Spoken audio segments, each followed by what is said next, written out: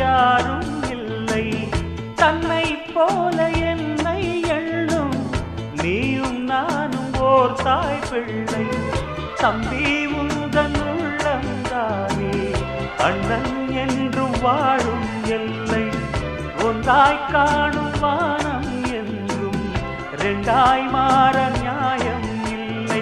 கண்ணோடுதான் உன் வண்ணம், நெஞ்சோடுதான் உன் எண்ணம்.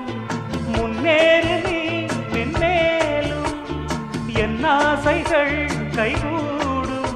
இந்த நேசம் பாசம் நாடும் வாழ்க.